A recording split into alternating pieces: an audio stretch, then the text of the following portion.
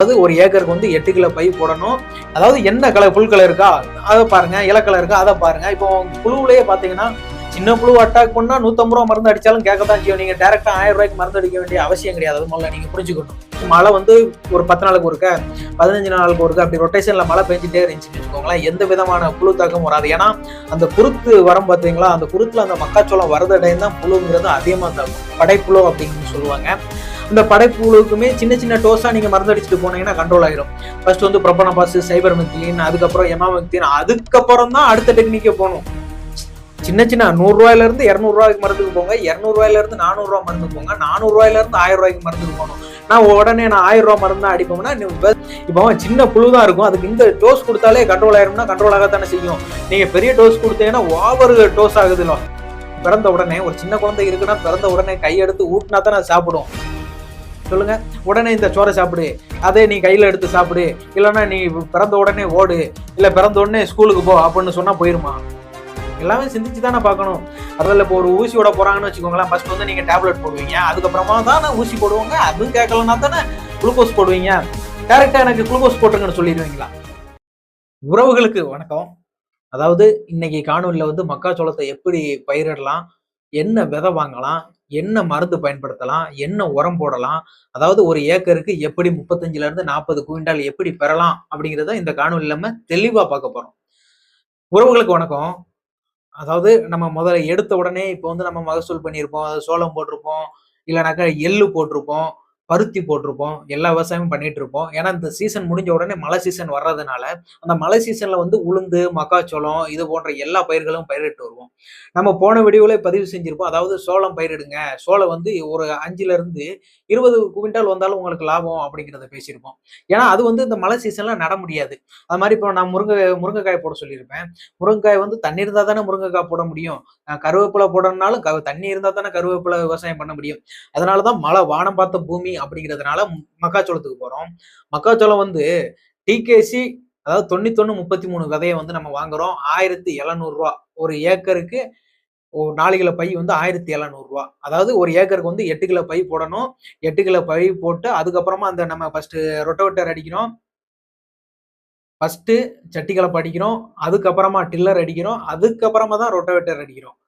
சரிங்களா? அதுவும் எதுவும் விவசாயம் பண்ணாம கிடக்குன்னா சட்டி கலப்பையில ஆரம்பிங்க. இல்ல இப்போ விவசாயம் பண்ணிட்டு இருக்கீங்கன்னா டில்லர் அடிச்சிருப்பீங்கல்ல, அதுக்கு மேல ரொட்டோவேட்டர் அடிச்சு, அந்த ரொட்டோவேட்டர் அடிக்கிறதுக்கு அப்புறமே இது போட்டுருங்க, டிஏபி உரம் போட்டுருங்க. முடிஞ்சா டிஏபி உரம் போடுங்க, இல்லைன்னா டிஏபி உரம் வேண்டாம். அதுக்கப்புறம் என்ன செய்யணும் அப்படின்னு உங்களுக்கு சிந்தனை வரும். நீங்க இப்போ டிஏபி உரம் போட்டீங்க, அதுக்கப்புறமா பார் கலப்பை போடுவீங்க தெரியுமா? பார் கலப்பை போடுங்க. இல்லைன்னா இப்போ வானம் பார்த்த பூமி தண்ணியை பாய்ச்ச மாட்டோம் அப்படிங்கிறதுனால நீங்க அப்படி நேரா விட்டாலும் ஓகே தான்.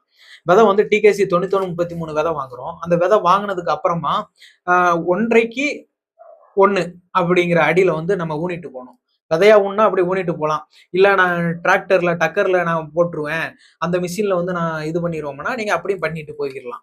நீங்க அப்படி பண்ணாலும் இதே கான்செப்ட்ல தான் போயிட்டே இருக்கும். ஃபர்ஸ்ட் டிஏபி உரம் போடுதோம், அதுக்கப்புறம் நல்லா இப்போ இன்னைக்கு விதை போட்டிருக்கீங்கன்னா நாளைக்கு தண்ணி விட்டாலும் ஓகே தான், மழை பெஞ்சினாலும் ஓகே தான், நல்லா வளர்ந்துரும். ஒரு 12ல இருந்து 15 நாள் வரும்போது உரம் போடணும். சரிங்களா? இப்போ அந்த அப்பவே களையும் வரும். களை வந்து வந்துச்சுன்னா களைய வந்து வெட்டவும் சரி, 12 நாள்ல இருந்து 15 நாள் இதுல வந்து இடைவெளியில வந்து களைகள் அதிகமா வளரும். களை வந்து வந்தாலும் பிரச்சனை இல்லைன்னு விட்டுருங்க. ஏன்னா களை மருந்த நம்ம அடிச்சு அடிச்சு புஞ்சைய நஞ்சையாக்குறத விட களை மருந்து பயன்படுத்தாமலே விட்டுறலாம். இப்ப களை மருந்து பயன்படுத்தல, எதுவும் செடிக்கு பாதிப்பு வருமான்னு கேக்குறீங்க. அதெல்லாம் எந்த விதமான பாதிப்பும் வராது, எதுவுமே செய்ய போறது கிடையாது. அது பாட்டுல ஒரு சைடு களை வளர்ந்துகிட்டு இருக்கட்டும், ஒரு சைடு சோளம் வளர்ந்துகிட்டு இருக்கட்டும். இல்ல களை வெட்டதுக்கு ஆள் கூப்பிடனாலும் களை வெட்டதுக்கு ஆள் கூப்பிட்டு களைய வெட்டிருங்க. களை மருந்து மட்டும் பயன்படுத்தாதீங்க. ஏன்னா களை மருந்து 1008 களை மருந்து இருக்குது. சரிங்களா? இப்போ உங்களுக்கு இலக்களை தான் இருக்கு அப்படின்னா, நீங்க இலக்கள மருந்து பயன்படுத்திடலாம். இலக்கலைக்கு இன்னும் மருந்து அடிச்சீங்கன்னா, வெறும் ரூ. 200 250 ரூபாய்க்கு ஒரு ஏக்கருக்கு அடிச்சிடலாம். இதே எனக்கு புல்களைக்கும் சேர்த்து அடிக்கணும்னா, ரூ. 1500 ரூ. 2000 வித்துட்டு இருக்காங்க. 1600 650 ரூபா மருந்த கூட ரூ. 2000 கொடுத்து வாங்க வேண்டிய நிலைமைக்கு வந்திருக்கிறோம் விவசாயிகள். ஏன்னா விவசாயிகளை வயித்துல அடிக்கிறதுக்கு ஏகப்பட்ட பேர் இருக்கிறாங்க. எங்க எல்லாரும் வயித்துல அடிக்கிறாங்க. மருந்து கடையில வயித்துல அடிக்கிறாங்க. அதுக்கப்புறம் வியாபாரிகள் வயித்துல அடிக்கிறாங்க. அதுக்கடுத்து ஏதாவது பண்ணணும்னு நினைச்சா எல்லாம் வயித்துல அடிச்சுட்டே போறாங்க. ஆகையால் முதல்ல வந்து டிஏபி உரம் போடுறோம். அதுக்கப்புறமா 15 நாள்ல களை வெட்டுறோம். இல்லாட்டா முடிஞ்ச அளவு வெட்டுங்க, இல்லன்னா விட்டுருங்க. அதுக்கப்புறம் ஒரு 30ஆவது நாள் ஒரு உரம் போடணும். யூரியா மட்டும் போடுங்க. சரிங்களா? யூரியா உரம் இருக்கு பார்த்தீங்களா? யூரியா உரம் வந்து ஒரு ஏக்கருக்கு 1 முடையும் போடலாம், 2 முடையும் போடலாம். சரிங்களா? 2 முடை போட்டீங்கன்னு வச்சுக்கிருவோம். அதுக்கப்புறமா என்ன செய்யறது அப்படின்னு கேட்பீங்க. அதாவது மக்காச்சோளத்துல பெரிய பிரச்சனை புழுத்தாக்கம் வரும். அதாவது மழை வந்து ஒரு 10 நாளுக்கு ஒருக்க, 15 நாளுக்கு ஒருக்க அப்படி ரொட்டேஷன்ல மழை பெஞ்சுட்டே இருந்துச்சுன்னு வச்சுக்கோங்களேன். எந்த விதமான புழுத்தாக்கமும் வராது. ஏன்னா, அந்த குருத்து வரும் பார்த்தீங்களா? அந்த குருத்துல அந்த மக்காச்சோளம் வரதடையும் தான் புழுங்கிறது அதிகமா தாக்கும். படைப்புழு அப்படின்னு சொல்லுவாங்க. அந்த படைப்புழுவுக்குமே சின்ன சின்ன டோஸா நீங்க மருந்து அடிச்சுட்டு போனீங்கன்னா கண்ட்ரோல் ஆயிரும். ஃபர்ஸ்ட் வந்து புரோபனபாஸ், சைபர்மெத்திலின், அதுக்கப்புறம் எமாமெக்டின், அதுக்கப்புறம் தான் அடுத்த டெக்னிக்கே போணும். சின்ன சின்ன ரூ. 100 இருந்து ரூ. 200 மருந்துக்கு போங்க. ரூ. 200 இருந்து ரூ. 400 மருந்துக்கு போங்க. ரூ. 400 இருந்து ரூ. 1000 மருந்துக்கு போணும். இப்போ சின்ன புழு தான் இருக்கும். அதுக்கு இந்த டோஸ் குடுத்தாலே கண்ட்ரோல் ஆயிரும்னா, கண்ட்ரோல் ஆகத்தானே செய்யும். நீங்க பெரிய டோஸ் குடுத்தீங்கன்னா, ஓவர் டோஸ் ஆகுதுல்ல. அதே போல சிந்திக்கணும் தானே. அதாவது ஒரு சின்ன குழந்தைய கை பிறந்த உடனே ஒரு சின்ன குழந்தை இருக்குன்னா, பிறந்த உடனே கை எடுத்து ஊட்டுனா தானே அது சாப்பிடும். சொல்லுங்க. உடனே இந்த சோற சாப்பிடு. அதே நீ கையில எடுத்து சாப்பிடு. இல்லன்னா நீ பிறந்த உடனே ஓடு. இல்ல பிறந்த உடனே ஸ்கூலுக்கு போ அப்படின்னு சொன்னா போயிருமா? எல்லாமே சிந்திச்சு தானே பார்க்கணும். அதாவது முதல்ல இப்போ ஒரு ஊசி போட போறாங்கன்னு வச்சுக்கோங்களேன். ஃபர்ஸ்ட் வந்து நீங்க டேப்லெட் போடுவீங்க. அதுக்கப்புறமா தானே ஊசி போடுவாங்க. அதுவும் கேட்கலன்னா தானே குளுக்கோஸ் போடுவீங்க. டைரக்ட்டா எனக்கு குளுக்கோஸ் போட்டுருங்கன்னு சொல்லிருவீங்களா? அதாவது 100 டிகிரி காய்ச்சல் இருக்குன்னா, அதுக்கு தகுந்தவாறு தான் அவங்க குடுப்பாங்க. நீங்க அத விட்டுட்டு டைரக்ட்டா நான் அதுக்கு தான் போவோம்னா, அப்படி யாருமே போகாதீங்க.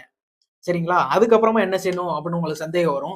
அதாவது ஒரு 50 45 நாள்ல இருந்து ஒரு 55 நாளுக்குள்ள உரம் போடணும். அதுக்கு என்ன உரம்லாம் போடலாம் அப்படின்னு உங்கள கேட்பீங்க. அதுக்கு நான் உங்களுக்கு ஒரு பதில் குடுக்குறேன் பாருங்க.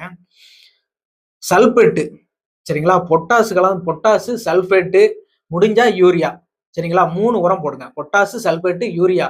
அந்த 3வது உரம் போடும்போது நல்ல விளைச்சல் வரும். நல்ல மகசூல் வரும். சரிங்களா? அப்படி மகசூல் வருத பட்சத்துக்கு தான் 35 குவிண்டால்ல இருந்து 40 குவிண்டால் ஈஸியா எடுத்துடலாம். நல்லா செலவு பார்த்துக்கோங்க. ஃபர்ஸ்ட் ஒரு 1350 அப்புறமா அந்த உழவு அடிக்கிறதுக்கு ஒரு ரூ. 3000 செலவுன்னு வச்சுக்கோங்க. விதை போடுறதுக்கு ஒரு 2000, ரூ. 3000 செலவு வச்சுக்கோங்க.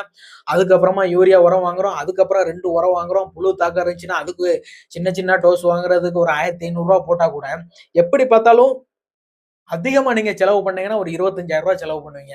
சரியான விதத்துல நீங்க செலவு பண்ணீங்கன்னா, ரூ. 15,000 செலவு பண்ணுவீங்க. அதுக்கப்புறம் அந்த அறுக்கிறதுக்கு மிஷின் வரும் பார்த்தீங்களா? அதுக்கு ஒரு ரூ. 5,000 செலவாகும்னு வச்சுக்கிறோம். எப்படி பார்த்தாலும் ஒரு ரூ. 20,000 தான் செலவாகும். ஆனா நீங்க ரூ. 20,000 செலவழிச்சீங்கன்னா, 35 குவிண்டால்ல இருந்து 40 குவிண்டால் ஈஸியா எடுத்துட்டு போயிரலாம். அது மாரி நீங்க விலையும் இருக்காது. ரூ. 1,900 இப்போலாம் 1,700, 1,600 வரை வந்துட்டு இருந்துச்சு. சொல்லுங்க. ஆனா நம்மட்ட வாங்கும்போது ரூ. 1,200 வாங்கியிருந்தாங்க. ஆனா அவங்க வந்து வெளியில குடுக்கும்போது ரூ. 1,900 ரூ. 2,000 வித்துட்டு போயிடுறாங்க. அப்பவும் விவசாயிகள வயித்துல அடிக்கிறது யாரு? இதே வியாபாரிகள் தான். கொஞ்சமாவது மாறுங்க. சரிங்களா? ஏன்னா விவசாயிகள் எல்லாமே ஒண்ணு சேர்ந்து நிக்கணும். அப்படி ஒண்ணு சேர்ந்து நின்னா தான் விவசாயத்துல ஜெயிக்க முடியும். விவசாயத்துல ஜெயிக்காம இப்படியே கீழாணிக்கே போயிட்டு இருந்தோம்னா, ஒரு காலமும் நம்ம பொழைக்க முடியாது. ஒண்ணுமே செய்ய முடியாது. சரிங்களா? அதான் நான் சொல்லக்கூடிய விஷயங்கள வந்து நீங்க ஃபாலோ பண்ணுங்க.